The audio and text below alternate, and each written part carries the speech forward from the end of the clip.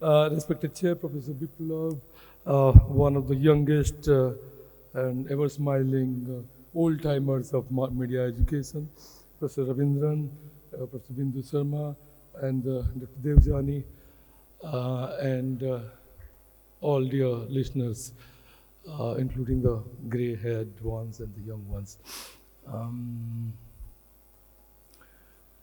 Professor Biplav started talking about the term inclusive society as an right-based inclusive society as an impossibility.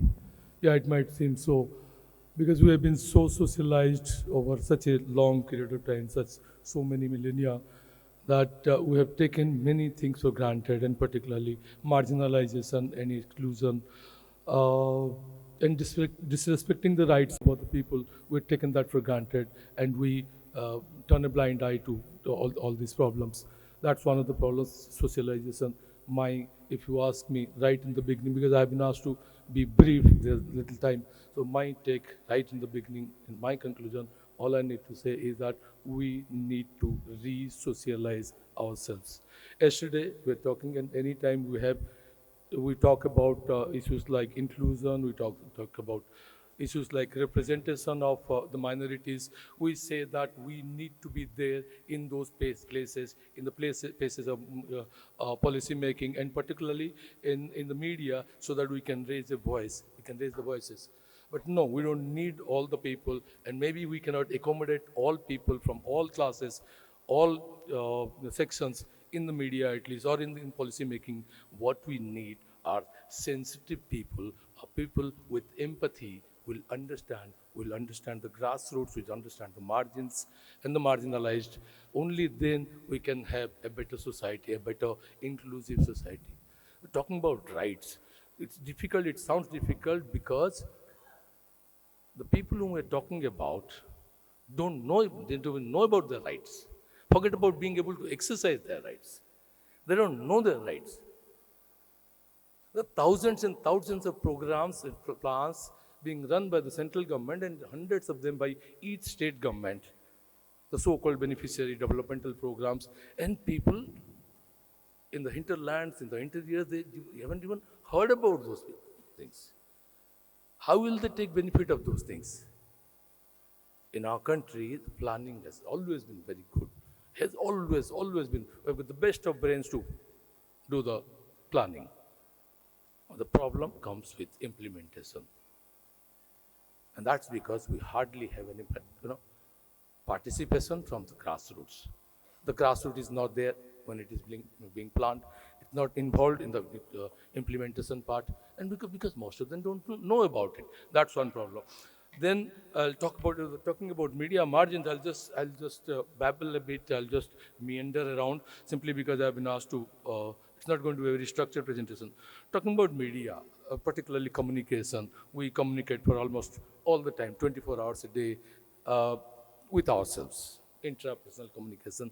Interpersonal communication would be about 16 odd hours, talking about people like me who don't sleep, maybe I sleep for about 2-3 hours, and the younger generation also is like me only. So we may be about 16, 18, 20 hours. Group communication again depends on the situation. Mass communication, God knows. But the so-called social media, we become consumers, prosumers, we produce, we consume. Are we really consumers of the social media? No. Think about it. We are consumed by it. Think about it. What it does to us.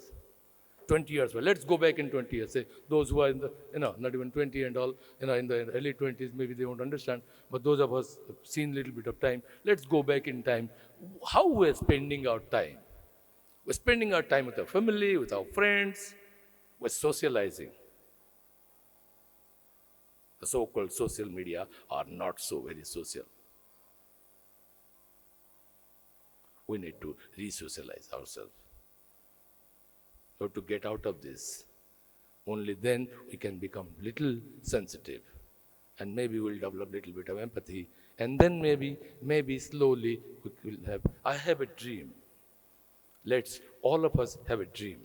It's going to be a very difficult dream. Very difficult dream. I don't want to sound like a politician, but let's have a dream and an individual dream. We can, at our level, do a lot.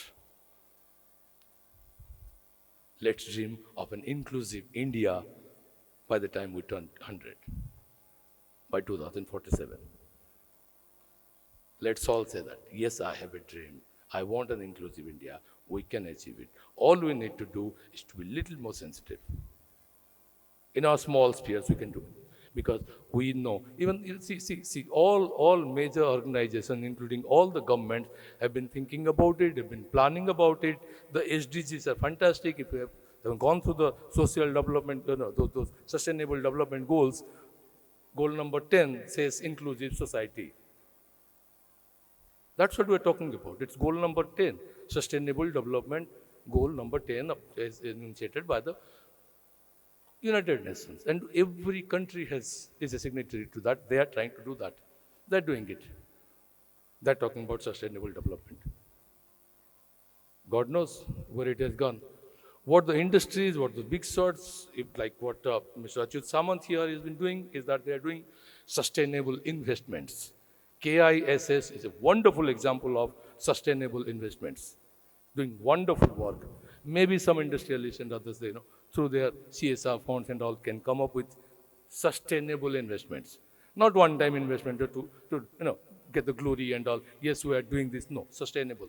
What we can do is that we can go for sustainable engagements. First with ourselves. Think about it. Talk to us. Let's talk to ourselves. Are we sensitive? Are we empathetic? Are we doing our bit? Are we inclusive? We're talking about an inclusive society. As an individual, am I inclusive? Am I accepting everybody?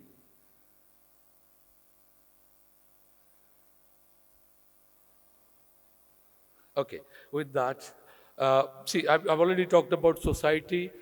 We're socializing, we're thinking a little bit about the society at least, but now we have become, with the social media, this should be self-media. This should be called self-media. There's only self-aggrandizement about that. There's nothing else. We're talking about our personal glories. We did this. Yes, I'm going to take a bath now. Why should one post about that? That's self-centeredness at its worst. So we have to go back to the societal mode now. Okay, and talking about oh,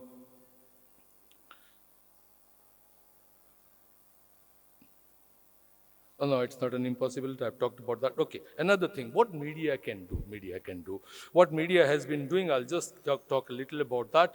We have these with this fantastic connotation, as I call it, info edutainment, information, what we get in the name of information from the media. From the so-called established mass media to the social media, in the name of information, mostly what we get are propaganda and personal glory. That's all. We don't get real information. We hardly get any real information. In the name of entertainment, what we get, as they've said, that television, they said it's for the 12-year-old mentality, and they don't want to think. Television doesn't want us to think.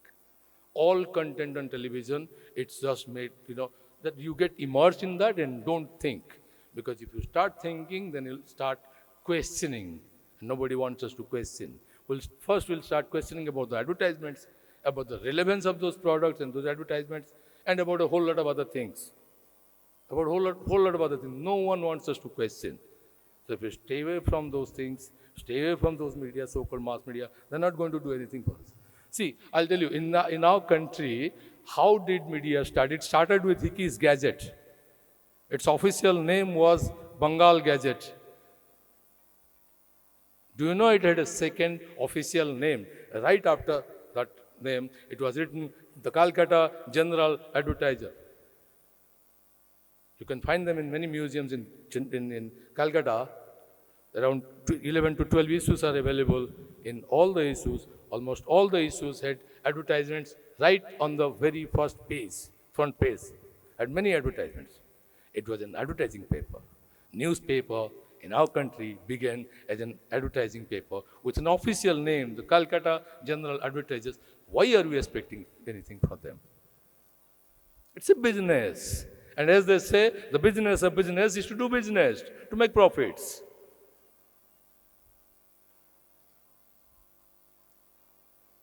They don't have any conscience. Like other businessmen, they don't have any conscience. So let's not expect much, but we can do, we as individuals, we can do a lot. We can do a lot. With that, I rest my case. I hope, sir, I haven't taken you, I didn't want to give you that, this thing of giving me a cheat. Thank you so much. And if you have any questions, I'll try and answer them. Thank you.